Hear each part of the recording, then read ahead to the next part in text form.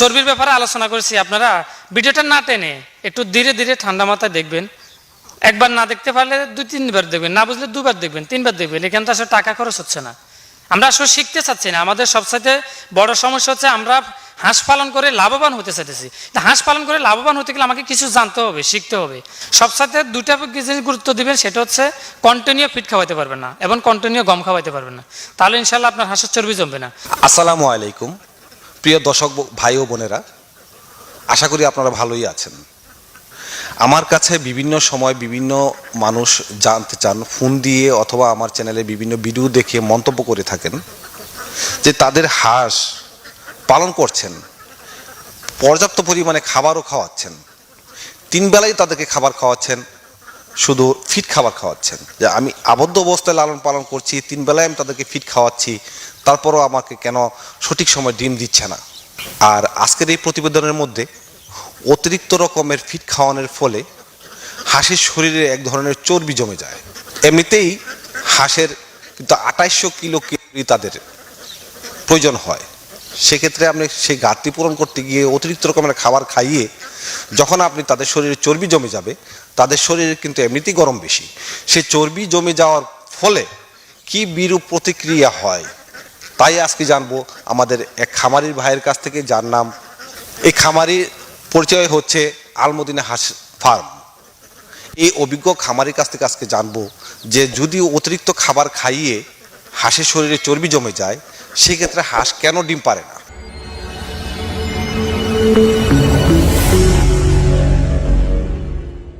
আসসালামু আলাইকুম। ওয়ালাইকুম আসসালাম রহমতুল্লাহ। আসসালামু আলাইকুম। ওয়ালাইকুম আসসালাম। দিদার ভাই, আপনি কেমন আছেন? জি আলহামদুলিল্লাহ ভালো আছে, আপনি কেমন আছেন ভাই? জি আছি আলহামদুলিল্লাহ। অনেকদিন পরে আপনার এক খামারে আসলাম। তো আপনার খামারটিও দেখা গেল আগের থেকে অনেক বড় করেছেন। তো আপনার এখানে এইগুলো কি জাতের হাঁস? এগুলা সম্পূর্ণ খাকি ক্যাম্বেল। খাকি ক্যাম্বেল ডিম পাড়া হাঁস। বয়স কত? বয়স হচ্ছে আপনার 6 মাস 8-10 দিন। 6 মাস 8-10 দিন হয়ে গেল। তো এখন কি পরিমাণ ডিম পারতেছে? প্রায় 40% আছে। 40% ডিম আছে। তো এই সময় তো ডিম তো আর বেশি পারার কথা। এই সময়তে আপনার দীর্ঘদিন ধরে আপনার প্রচুর গরম যাইতেছে, গরমে কিন্তু আপনার ডিম কম থাকে, যে গরম আমরাও সহ্য করতে পারতেছি না। হাঁস তো প্রাণী জিনিস, তাছাড়া ওরা আরো দুর্বল আমাদের সাথে। দর্শকদেরকে কিছু তথ্য জানানোর জন্য আপনার কাছে আসা। আপনার এই যে ডিম পাড়া হাঁস, বাংলাদেশে অনেক খামারিরা ডিম পাড়া হাঁস পালন করছেন। তো আজকে যে তথ্যটা আপনার কাছে জানবো, সেই তথ্যটা হচ্ছে যে অনেক সময় অনেক খামারিরা অনেক ভালো হয়তো জানেন না, কিন্তু তারা হাঁস পালন করছেন, হাঁসকে পর্যাপ্ত পরিমাণে খাবার খাওয়াচ্ছেন, খাবার দিচ্ছেন, কিন্তু তারা আশানুরূপ ডিম পাচ্ছেন না।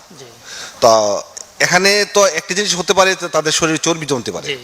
তো চর্বি জমলেই বা ডিম পারবে না কেন? এটার সাথে ডিমের সাথে কানেকশন কি? অবশ্যই আপনি খুব সুন্দর একটা প্রশ্ন করছেন। আপনি যে প্রশ্নটা আমাকে করছেন তার উত্তরে আমি কিছু কথা আগে বলতে চাই। আপনারা আমার সামনে যে হাঁসগুলো দেখতেছেন, এগুলো সম্পূর্ণ খাকি ক্যাম্বেল হাঁস এবং সম্পূর্ণ ডিম পাড়া। আপনার এখানে প্রায় 600+ হাঁস আছে এবং আমার আরেকটা খামারে প্রায় 500-550 হাঁস আছে। এগুলার বয়স হচ্ছে আপনার 6 মাস 8 থেকে 10 দিন। আপনার এগুলো 2টা ডাক ফেলেক এবং 2টা ডাক কলরা করা এবং ক্রিমির ডোজ করা। আপনার যারা আপনার বড় হাঁস নিয়ে ব্যবসা করতে চাচ্ছেন, বড় হাঁস পালতে চাচ্ছেন, অথবা ছোটো হাঁস পালতে অনেকের অসুবিধা হচ্ছে, তারা ইনশাল্লাহ এই হাঁস নিতে পারেন।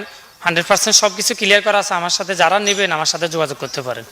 এছাড়াও আমার কাছে আপনার 1 মাস 2 মাস 3 মাস 4 মাস বয়সে আপনার হাঁস পাবেন ইনশাল্লাহ। আপনার হাঁসের পেটে যখন চর্বি জমে যায়, সেক্ষেত্রে অবশ্যই আপনাদের ডিমের যে জায়গাটা আছে, হাঁস তো প্রত্যেক জিনিসে যখন আপনার একটা ডিম দিবে বা বাচ্চা দিবে, তার তো একটা ডিম দেওয়ার মতো একটা জায়গা আছে। ওই জায়গাতে যখন আপনার চর্বি জমে যায়, সেক্ষেত্রে আপনার ডিমটা নষ্ট হয়ে যায়, মানে ডিমটা উৎপাদন হতে পারে না। সেক্ষেত্রে আপনার হাঁসটা আপনার ডিম দিতে পারে না। আর ডিম এটা থেকে বাঁচতে হলে, হ্যাঁ, অনেকে এই কথাটা, যে কথাটা আসলে রানা ভাই প্রশ্ন করছে, এই কথাটা আসলে আমার অনেক খামারি ভাই আমার প্রশ্ন করে, ভাই হাঁসে এত খাওয়াইতেছি, হাঁস 1.5 কেজি 15-2 কেজি ওজন, হাঁসের ডিম দিচ্ছে না কেন? আসলে হাঁস যে একবার 2 কেজি ওজন হলে ডিম দিবে, 1.5 কেজি ওজন হলে ডিম দিবে, আসলে কথাটা আদৌ ঠিক না। আপনার হাঁস 1200, 1300, 1400 গ্রাম ওজন হলে ডিম দিবে। তবে সেক্ষেত্রে হাঁসের বয়স একদিকে পরিপূর্ণ বয়স হতে হবে, 1, দ্বিতীয়ত শরীর স্বাস্থ্য গঠন সবই ঠিক থাকতে হবে, 2, এবং চর্বি, যে কথাটা রানা ভাই উল্লেখ করছে, সেটা হচ্ছে আপনার চর্বি থাকলে কখনো হাঁসে ডিম দিবে না, কারণ চর্বিতে হাঁসকে নষ্ট করে ফেলে। আপনি তখন শুধু সে খাবে, ওয়েট বাড়বে, চর্বি বাড়বে, কিন্তু পারবে না, ডিম আসবে না, ডিম উৎপাদন হবে না। ডিম উৎপাদন করতে হলে আপনি চর্বি কাটতে হবে। আজ চর্বি কাটতে গেলে, ডিম উৎপাদন বাড়াতে গেলে, সেক্ষেত্রে আপনাকে করণীয় করতে হবে, সর্বপ্রথম কথা হচ্ছে আপনার, বিশেষ করে চর্বি হয়ে গেলে অনেকে প্রশ্ন করেন যে আমি চর্বি হয়ে গেছে সেক্ষেত্রে কি করব। চর্বি হয়ে গেলে আপনাকে কন্টিনিউ রেনাসি খাওয়াইতে হবে। প্রথম শর্ত হচ্ছে রেনাসি বেশি বেশি করে আপনার রেনাসি খাওয়াইতে হবে, তাহলে ইনশাল্লাহ চর্বি কাটে যাবে। আর এটা থেকে বাঁচার উপায়, মানে চর্বি আমি কিভাবে চর্বি থেকে বাঁচতে পারবো, কিভাবে চর্বি থেকে বাঁচে সঠিকভাবে আমি ডিম নিতে পারবো, সেক্ষেত্রে আপনাকে খাওয়াতে হবে রুটিন মোতাবেক। আপনি যদি শুধু ফিট খাবান, তারপরে আপনার খাবান, গম খাবান, তাহলে তো চর্বি জমবেই। আপনার সর্বপ্রথম কথা হচ্ছে আপনাদের রুটিন মোতাবেক বা যারা অভিজ্ঞ খামারি আছে তাদের নিয়ম মোতাবেক, সাজেশন মোতাবেক আপনি খাবার খাওয়াইতে হবে। সেক্ষেত্রে ধান, ভুট্টা ভাঙ্গা, গম, লাইথমিন সব আমরা দেখাচ্ছি 8টা 10টা 12টা আইটেম তৈরি করে একটা খাবার দিই। আমাদের বিভিন্ন ভিডিওতে ওগুলো আসলে দেওয়া আছে, আপনারা একটু ফলো করেন, জানতে পারবেন। আর তারপরে যদি কারো জানার ইচ্ছা থাকে আমাকে বলবেন, তবে হয়তো দেখা যাচ্ছে মোবাইলে সব কিছু দেওয়া ঠিক যাচ্ছে না, সেক্ষেত্রে আপনারা যাদের বিশেষ প্রয়োজন যে ভাই আমার একটা খাদ্যের তালিকা দরকার, আপনি আমাকে আমার নাম্বারে ফোন করে বা নাম্বারটা সেভ করলে, আমার 2টো নাম্বারে ইমো আছে, আমাকে ভিডিও কল দিবেন বা একটা ইমো নাম্বার দিয়ে দিবেন, আমি আপনাদের ইমোতে পাঠিয়ে দিব। ইনশাল্লাহ আমাদের সাজেশন মতো যদি আপনারা খাওয়াইতে পারেন কখনো চর্বি জমবে না। হ্যাঁ, সেটার ক্ষেত্রে আপনি সর্বপ্রথম হচ্ছে কন্টিনিউ কখনো আপনার ফিট খাওয়াইতে পারবেন না।